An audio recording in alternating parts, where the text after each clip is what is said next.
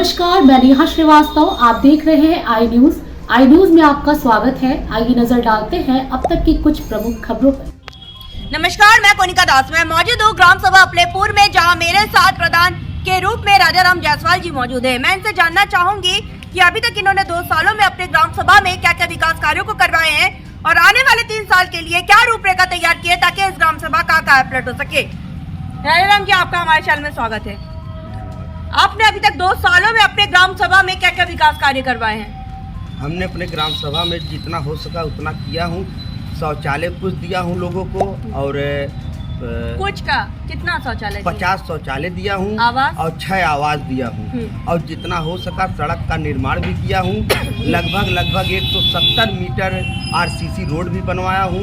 लगभग 120 से 25 metre interlocking का भी कार्य किया हूँ और छोटे मोटे नाली उली जो बनते हैं उसको भी बनवाया हूँ। स्वच्छ भारत मिशन में आपकी क्या राय है? स्वच्छ भारत तो स्वस्थ भारत, तो स्वच्छता को लेकर आप अपने ग्राम सभा में क्या क्या काम करवा रहे हैं? करवाना चाहते हैं लेकिन विपक्ष लोग करना नहीं दे रहे हैं। जैसे सरकार की तरफ से आई है CSC रूम बनवाइए, कचरा घर बनवाइए, ये सब अब RRC सेंटर बनवाइए। हम उस चीज़ को लेकर गांव में हमेशा जब जाते हैं तो हमको यह सामना पड़ता है कि हमारे गांव के कुछ दबंग लोग जो कि एक आदमी 16 बिस्सा जमीन कब्जा किया है। 16 बिस्सा मात्र एक आदमी, खाली है, फ्लैट पूरा खाली है, ना घर बना है ना कुछ मड़ई रखा है, सिर्फ जोत रहा जबरदस्ती।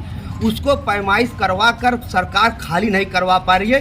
न जाने कितनी बार पैमाइश हुई, सरकार आती है, तहसीलदार भी आए वहाँ पर, तहसीलदार के आंखों के सामने जरीब छीनकर दबंग लेकर भाग गया, लेकिन तहसीलदार सिर्फ मुंह देखते रह गए।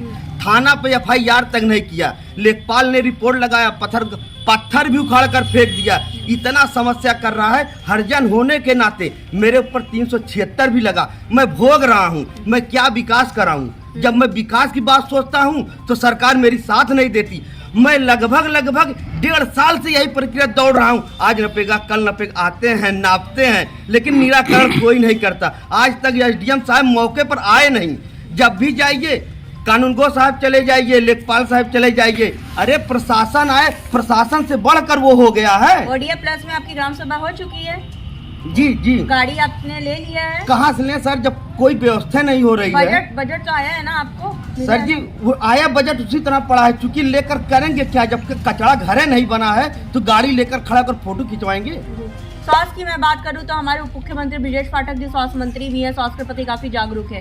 तो आप अपने ग्राम सभा में स्वास्थ्य को किस स्तर पर आगे ले जाना चाहते हैं? स्वास्थ्य के बारे में तो भाई सब लोग जागरूक हैं और जा भी रहे हैं। जहाँ जिसकी जरूरत है वो कर भी रहे हैं। आपकी ग्राम सभा में स्वास्थ्य उपकेंद्र है?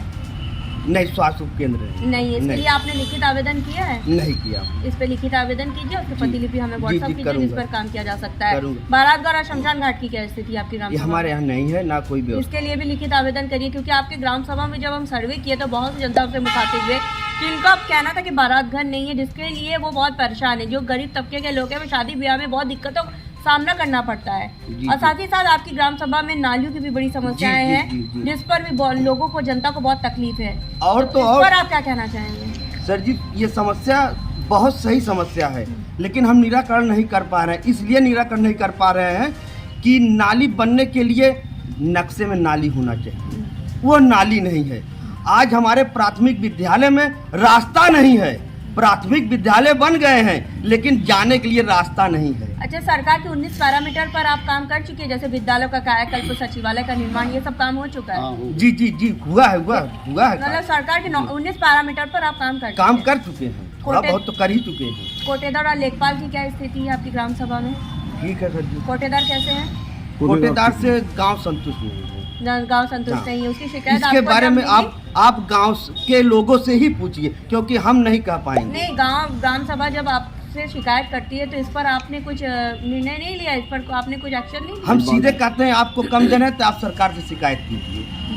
नहीं, सरकार से कहाँ से शिकायत करेगी? आप तो सरकार हो ना, प्रधान ही सब कुछ होता है ग्रामवासी के लिए। हमारी कौन सुनता है? हम किसके यहाँ फोन लगाए, सुनता कौन है? यही तो मैं 1.5 साल से परेशान हूँ, सुना कौन? जी, सिर्फ मुझे मिला क्या? आपको इसके लिए लिखित आवेदन करना चाहिए, क्योंकि अनुमान हम लोग कई प्रधानों से मिले हैं, कई प्रधानों के कोटेदार बेकार है, तो उन्होंने सप्लाई इंस्पेक्टर से लिखित आवेदन करके कोटा निरस्त भी करवाया है। ये प्रधान की जिम्मेदारी होती है कि एक जनता जो होती है वो ग्राम सभा से जुड़ी होती है सिर्फ प्रधान से। प्रधान अगर बोल दे जनता से कि आपकी परेशानी अगर कोटेदार से है तो आप शिकायत करिए, तो ये गलत बात है। आप जनता के हित में काम करिए। कोई अगर शिकायत करता है तो उसकी लिखित आवेदन आप कीजिए, उसके खिलाफ आवेदन कीजिए आप सप्लाई इंस्पेक्टर से। चलिए वो ठीक है, करेंगे। उसके लिए आवेदन करिए और कोटा निरस्त करवाइए। ठीक है। अगर जनता परेशान है, जनता आपसे शिकायत कर रही है, तो जनता से ये मत बोलिए कि आप जाके आवेदन करिए, आप हटवाइए, ये नहीं। चलिए ठीक। बारातघर हम उम्मीद करते हैं कि जल्द से जल्द आवेदन करेंगे आप। ठीक। आप सरकार से क्या मदद चाहते हैं? हम सरकार से यही मदद करना चाहते हैं, सरकार की कोई व्यवस्था अगर हमारे ग्राम सभा में आ रही है तो वह बने, और वह जब बने तो सरकार के ही जमीन पर बनेगी, ना कि किसी के नंबर की जमीन बनेगी। अगर वह खाली हमको मिलेगा तभी तो हम कार्य कराएंगे, तभी तो विकास को आगे ले जाएंगे। सरकार आकर देखे। मैं तो यह चाहता हूं कि एसडीएम साहब मौके पर आए, देखें क्या सही है क्या गलत है। अगर सही है तो उस कार्य को कराया जाए। मेरा गांव आगे जाएगा, मैं ले जाऊंगा गांव को, लेकिन मुझे जब जमीन मिलेगी तभी तो हम विकास करेंगे। वही विकास दिखाई देगा, ना कि मुंह से बोलना दिखाई देगा। हमारे साथ प्रधान जी मौजूद थे, जिनका साफ तौर पे कहना है कि इन्होंने अथक प्रयास किए ताकि इस ग्राम सभा को नंबर 1 ग्राम सभा बनाया जाए। जैसा कि इन्होंने साफ तौर पे कहा कि इनका ड्रीम प्रोजेक्ट है ग्राम को स्वच्छता की ओर ले जाना, साफ सफाई करना, ग्रामवासी की समस्याओं को सुनना। लेकिन हमारे साथ प्रधान जी मौजूद थे, जिनका साफ तौर पे कहना है कि इन्होंने अथक प्रयास किए ताकि इस ग्राम सभा को नंबर 1 ग्राम सभा बनाया जाए। जैसा कि इन्होंने साफ तौर पे कहा कि इनका ड्रीम प्रोजेक्ट का सपना था कि इस ग्राम सभा में स्वच्छता पर ध्यान देना। लेकिन अनुमान हम लोग ग्राम सभा में सर्वे किए तो बहुत सी जनता से मुखातिब हुए, जिनका कहना था कि नालियों की साफ सफाई नहीं हो रही, कूड़ेदानी की व्यवस्था नहीं हो पाई, जिस पर हमने आपसे वादा किया था कि गांव की कहानी प्रधान की जुबानी आप तक ले आएंगे, प्रधान की समस्याओं से भी आपको रूबरू कराएंगे ताकि आप इनको वक्त दें। इनके पास अभी भी 3 साल का वक्त है, जैसे जैसे बजट आएगा अपने ग्राम के विकास के लिए वैसे वैसे काम कराएंगे। वीरेंद्र शर्मा के साथ मैं कोनिका दास, आई न्यूज़ उत्तर प्रदेश, लखनऊ। तो अब तक के लिए बस इतना ही। बने रहिए आई न्यूज के साथ और अधिक जानकारी के लिए हमारे चैनल को लाइक कीजिए, सब्सक्राइब कीजिए और बेल आइकन प्रेस करना ना भूले। धन्यवाद।